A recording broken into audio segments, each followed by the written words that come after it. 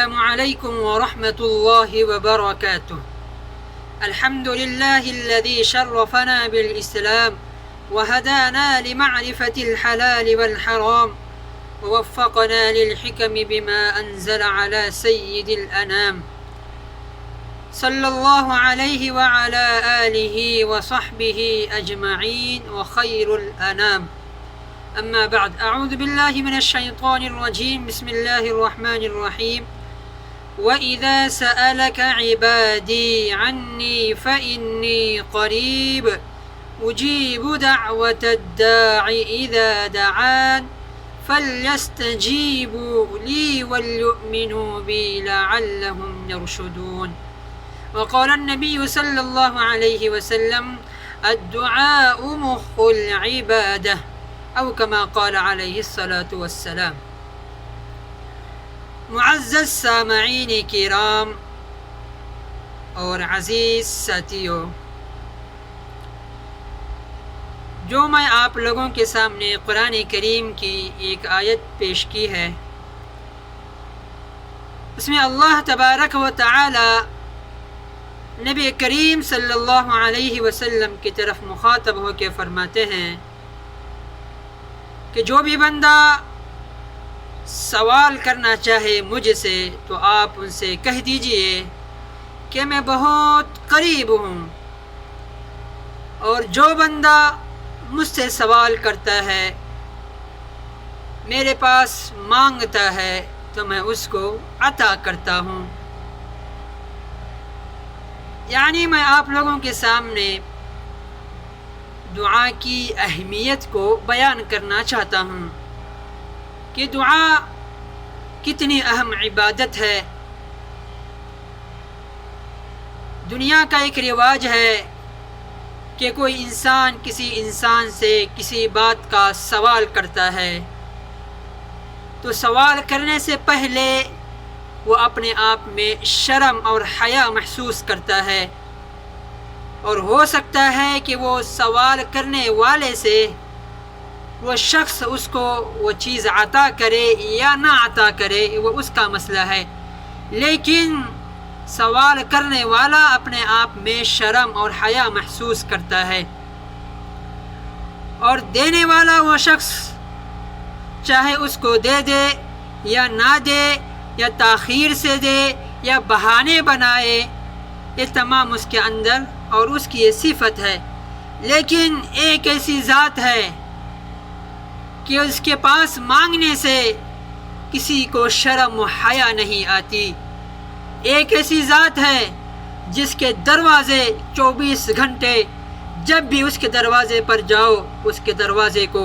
آپ کھلے پاتے ہیں. وہی وہ ذات ہے، اور وہ چیز عطا ہی کر کے رہتا ہے.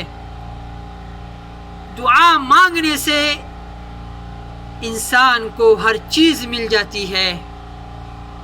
وہ بھی چیز مل جاتی ہے کہ انسان اس کا تصور بھی نہ کیا ہو. اللہ تبارک و تعالی فرماتے ہیں: وَإِذَا سَأَلَكَ عِبَادِي عَنِّي فَإِنِّي قَرِيب. اے نبی کریم صلی اللہ علیہ وسلم، آپ فرما دیجئے کہ جو لوگ مجھ سے سوال کرنا چاہتے ہیں، کسی چیز کو مانگنا چاہتے ہیں، فَإِنِّي قَرِيب، کہہ دو کہ میں بہت زیادہ قریب ہوں اور اس کو عطا کرنے والا ہوں. تو بندے پر بھی یہ فرض بنتا ہے کہ وہ اللہ کے حکموں کو مانے، اور جو حکم اللہ تبارک و تعالی نے نبی علیہ الصلاۃ والسلام کے ذریعے سے فرمایا ہے، ہم اس کی بات پر، ان کی باتوں پر عمل کریں. اور اللہ تبارک و تعالی فرماتے ہیں کہ بندے مجھ پر ایمان لائے. اور یہ بھی بات یاد رکھیے،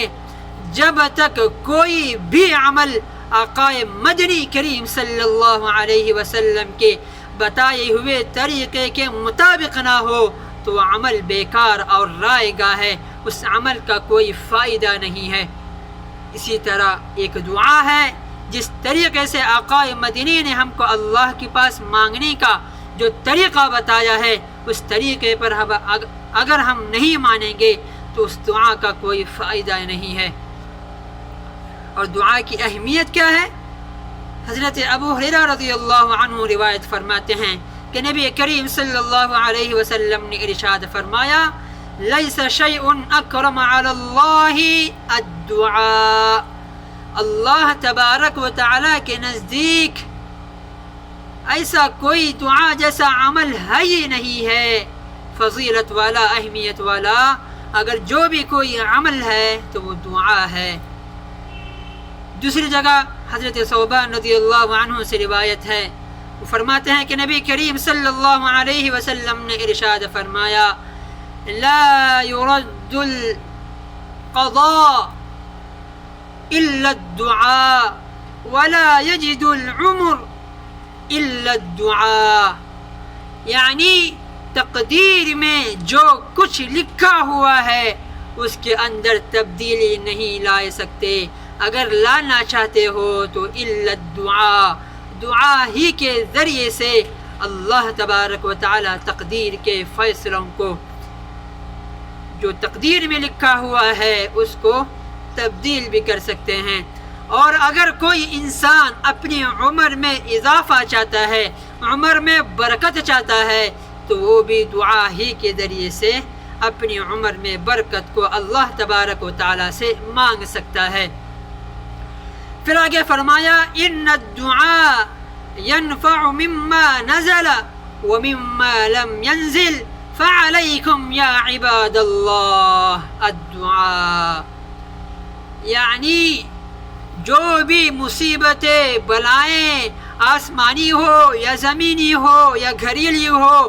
یا بحری ہو، جو کچھ بھی ہو، جو اترنے والی ہیں یا جو اتر گئی ہیں، اگر ان میں اگر کوئی فائدہ مند اور اگر اس کے اندر کوئی شفا ہے تو دعا ہی کے ذریعے سے انسان اس کے اندر شفا یاب ہو سکتا ہے۔ فعلیکم یا عباد اللہ، تو اے اللہ کے بندو، تم پر لازم ہے کہ تم ہمیشہ دعاؤں کا اہتمام کرے اور دعاؤں کو اپنا ایک مشغلہ بنائے۔ میرے عزیزوں اور دوستو، یہ بھی یاد رکھیے کہ دعا نہ کرنے والے سے اللہ تبارک و تعالی ناراض ہوتے ہیں، جیسا کہ حدیث قدسی ہے، من لم يسأل اللہ یغضب علیہ، کہ جو اللہ تبارک و تعالی سے سوال نہیں کرتا، اللہ تبارک و تعالی کے سامنے ہاتھ نہیں پھیلاتا، اللہ تبارک و تعالی کے سامنے دعا نہیں مانگتا، یغضب علیہ، اللہ تبارک و تعالی کا اس پر غصہ اور اللہ تبارک و تعالی اس سے ناراض ہوتے ہیں۔ میرے عزیزوں اور دوستو، یہ بھی بات یاد رکھنی چاہیے کہ انسان دعا مانگتا ہے، ہمارے یہاں پر یہ عام رواج ہو گیا ہے، اللہ ہمیں اس تمام سے حفاظت فرمائے۔ دعا مانگتا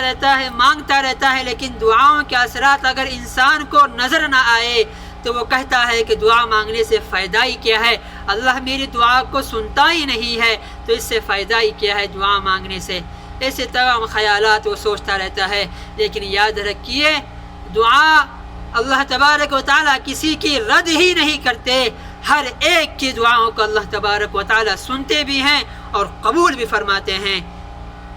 جیسا کہ حضرت عبادہ بن صامت رضی اللہ عنہ سے روایت ہے، وہ فرماتے ہیں کہ آقا مدنی کریم صلی اللہ علیہ وسلم نے ارشاد فرمایا، ما علی الارض من مسلم يدعو اللہ تبارک و تعالی بالدعاء الا اعطاه اللہ ایاہ او صرفا من السوء او اعطاه من مثلها۔ اللہ تبارک و تعالیٰ کے پاس دعا مانگنے سے اللہ تبارک و تعالیٰ اس کی دعاؤں کو قبول فرماتے ہیں، اگر اس کے اثرات اس کو نظر بھی نہ آئے تو اللہ تبارک و تعالیٰ اس کے 3 قیمتی انمول تحفوں سے اس کو نوازتے ہیں۔ نمبر 1، جو چیز اللہ تبارک و تعالیٰ سے جو انسان سوال کر رہا ہے، اللہ تبارک و تعالیٰ اس کو عطا کرتے ہیں، اگر نہیں عطا بھی کرے تو اس کے ذریعے سے آنے والی بلاؤں اور مصیبتوں کو ٹال دیتے ہیں، اور یہ بھی نہ ہو سکے تو اللہ تبارک و تعالی کل قیامت کے دن اس کے مثل تمام گناہوں کو معاف فرما کر آخرت میں اس کے لیے ایک نجات کا ذریعہ بناتے ہیں۔ تو میرے عزیزوں اور دوستوں، دعا کسی کے رائے گا اور بیکار نہیں جاتی، اس لیے انسان کو چاہیے کہ وہ ہمیشہ دعاؤں کا اہتمام کرے، اللہ کے پاس مانگتا رہے۔ اگر وہ چیز عطا بھی نہ ہو جائے تو اللہ تبارک و تعالیٰ اس کے ذریعے سے یا تو تمہاری آفتوں اور بلاؤں کو ختم کریں گے، یا پھر کل قیامت کے دن تمہارے لیے نیکیوں کا ایک ذخیرہ بنا کر رکھ دیں گے۔ تب اس وقت انسان یہ سوچے گا کل قیامت کے دن کہ کاش میری ہر دعا قبول ہی نہ ہوتی۔ کیوں؟ اس لیے کہ جب وہ اپنی آنکھوں سے ان تمام نیکیوں کا ایک انبار اور اللہ تبارک و تعالیٰ اس دعاؤں کے دنیا میں قبول نہ ہونے کی وجہ سے کل قیامت کے دن اس کو جو ثمرات، اس کو جو نیکیاں اور اس کا جو نتیجہ اس کے سامنے رکھیں گے، تو انسان ہر یہی سوچے گا کہ کاش میری دعا قبول ہی نہ ہوتی۔ تو میرے عزیزوں اور دوستو، ہر انسان کو یہ سوچنا کہ میری دعا قبول نہیں ہوتی یہ دل سے نکال دینا چاہیے، اور ہمیشہ اللہ کے دربار اور اللہ کی چوکٹ میں بیٹھ کر اللہ سے مانگنا چاہیے۔ اللہ تبارک و تعالی مجھے اور آپ کو اس کی قدر دانی عطا فرمائے۔